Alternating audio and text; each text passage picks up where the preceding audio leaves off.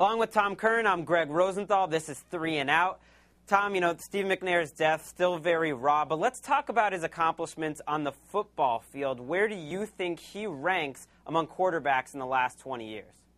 Well, I think that if you look at the guys who came into the league since about 1990, Greg, who started and flourished, you'd have to put Manning, Brady, and Brett Favre kind of at the top of that list. But then I see Steve McNair coming in under that next tier with Ben Roethlisberger, Donovan McNabb, Kurt Warner, and McNair all being in that group that had outstanding eras and snapshots in their career. And I think McNairs, as you were talking off air, about 3 years of extreme dominance.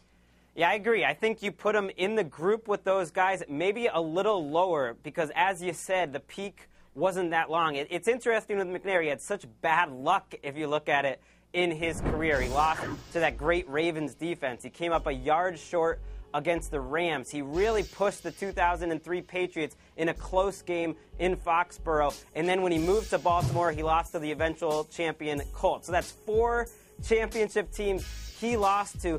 And you also saw early in his career more of a runner. Later in his career, he had that great peak with the Titans on some very good teams, but it wasn't a long peak. Right. Hey, changing gears a little bit, down in New York, Vernon Golston may have an opportunity. The suspension of Calvin Pace last week for performance-enhancing drugs. What is the fallout going to mean in New York? I think it's major because Calvin Pace, first of all, is one of the most underrated players in football. I thought he had a Pro Bowl caliber season, doesn't have a big name, so he didn't make it.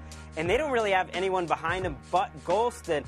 And I think it's a problem because they have some very tough games early in the season. They have the Patriots early, the Titans. They start on the road against Houston. It could be trouble.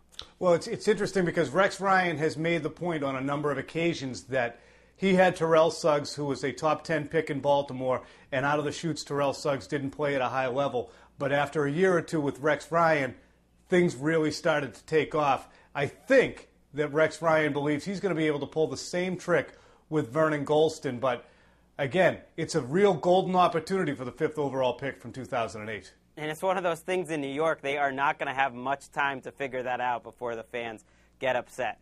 Let's switch gears to another New York topic. Eli Manning is expected in the next month to sign one of the richest deals in NFL history, probably become the top paid player in the NFL, top quarterback. Is he worth that money?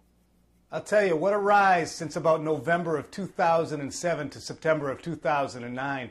At that point in November of 2007, the Giants were on the outside of the playoff race looking in, and Eli Manning was on the ropes in New York. But everything he's done since, I think that he's bottomed out, and the bounce that he's gone through since, obviously winning the Super Bowl and playing with great composure in 2008 to follow it up, I think he is worth the money. Is he the best quarterback in football? No, but he happens to be the guy who comes up now. He gets the biggest contract. I think that he deserves to be paid well. I pretty much agree with you. I think people are going to be upset about this contract, but what's the cost of going and getting another franchise quarterback? It's too risky. I mean, you just have to pay him the money. Guys like Carson Palmer, Drew Bledsoe, Michael Vick, they've all been the top paid quarterback at one time and another. What's interesting with Eli, once he signs that contract, I think it's going to start a domino. Tom Brady, Phillip Rivers, a lot of these guys will start getting their new contracts. That's just the cost of doing business. If you find a franchise quarterback, you keep him.